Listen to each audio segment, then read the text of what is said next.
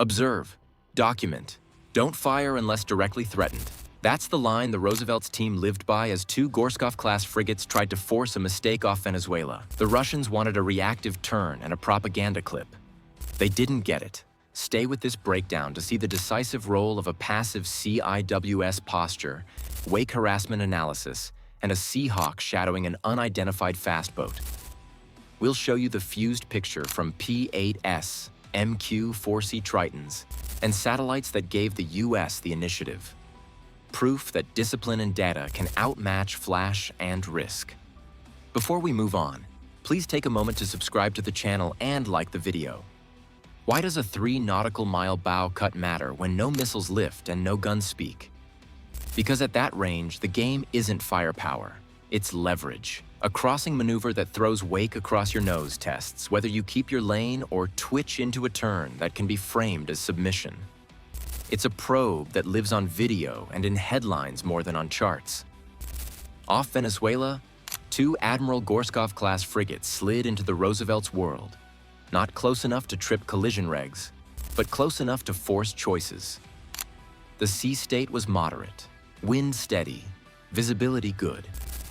A third, smaller contact hung back and offset, adding a layer of ambiguity. The geometry said planned choreography, not drifting curiosity. Track spacing stayed tight enough to communicate intent without breaking the law. That's the space where narratives get manufactured. Then came the cut. The lead Gorskov ramped up, angled toward the destroyer's projected track, and crossed ahead at around 3 nautical miles. Wake rolled off the frigate's stern like a moving speed bump, compressing water in a way that sends vibration into a pursuing hull and rattles fittings if you let it. That's the trick. Make the other captain blink, cheat a few degrees to ease the ride, and then claim you forced them to yield. No rockets, just hydrodynamics and theater. The tactic relies on 3 pieces. Tight crossing angles that put the wake square across the bow. Acceleration that spikes displacement and throws a heavier, sharper wave. And the dare, turn, chase, or posture, any of which creates a frameable moment. Cameras love a hard rudder.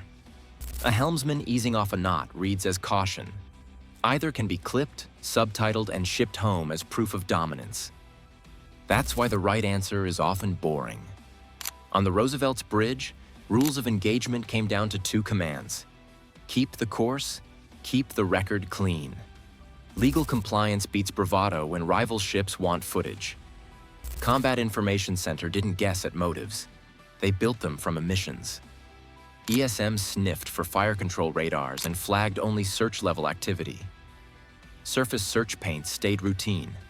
No missile directors whipping on. No range gates snapping tight. The absence told its own story.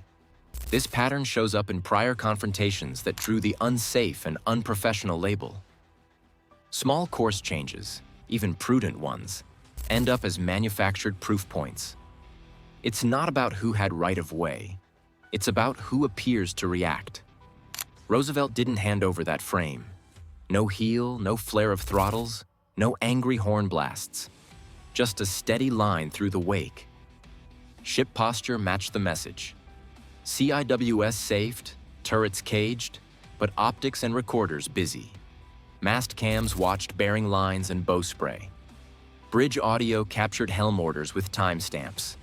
The idea was simple. Preserve the facts so they can't be rewritten. If anyone tried to spin the crossing, the Navy would have angles, ranges, and a clean voice log. Overhead, the intelligence stack filled in gaps. A P-8 passed a shallow arc that caught the Gorskov hull profile and mast layout, enough to confirm ID without overflying aggressively. Tasked satellites queued fresh passes to map the formation's spacing. An MQ-4C stayed high and distant, tracking motion without tightening the loop. The feeds landed in CIC, so the bridge team wasn't guessing at that third contact's role. So the move was a close bow cross at roughly 3 miles, amplified wake as pressure and a test of nerves.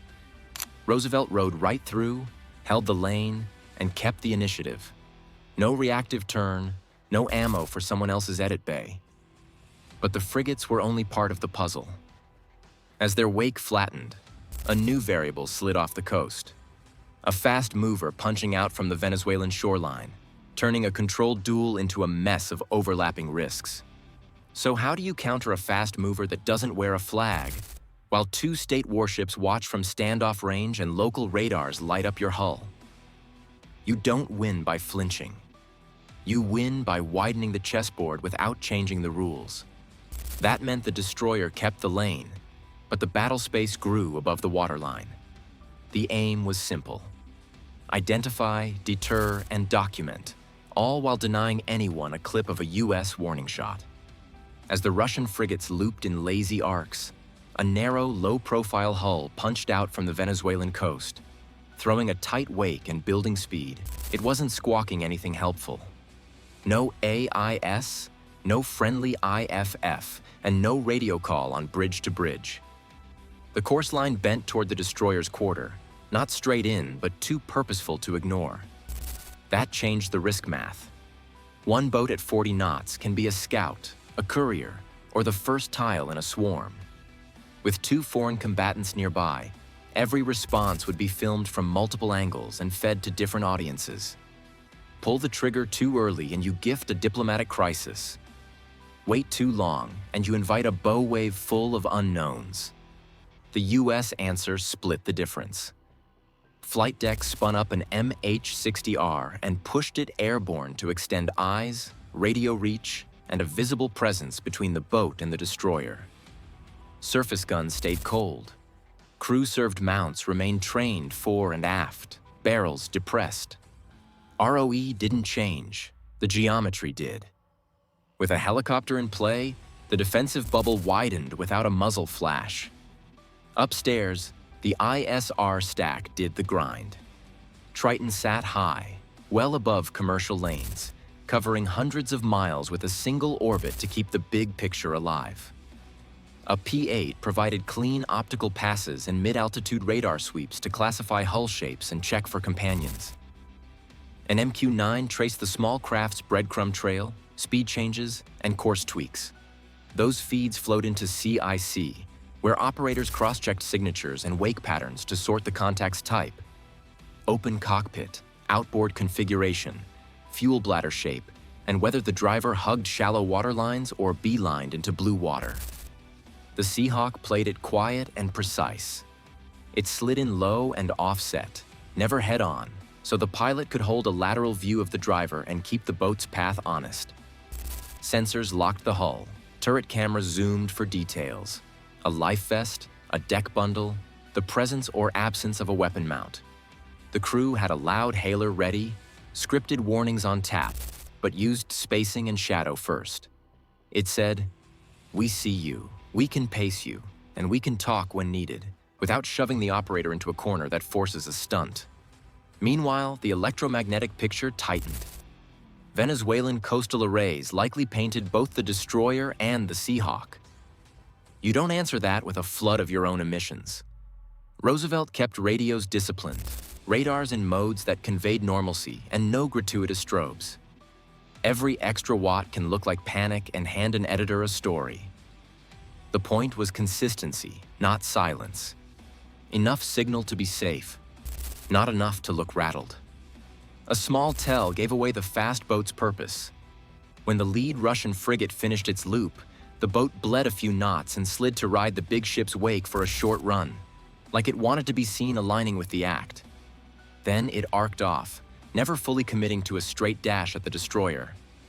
That looked like a probe for reactions, not a true attack vector. So when the bow cut came at 3 miles and the fast boat closed, the destroyer stayed on script. Steady track, full documentation. Seahawk overhead as a leash and a lens. Defensive systems in passive posture. Russia got movement, but not the moment they needed. With the immediate tangle contained, the question shifts to motive and timing.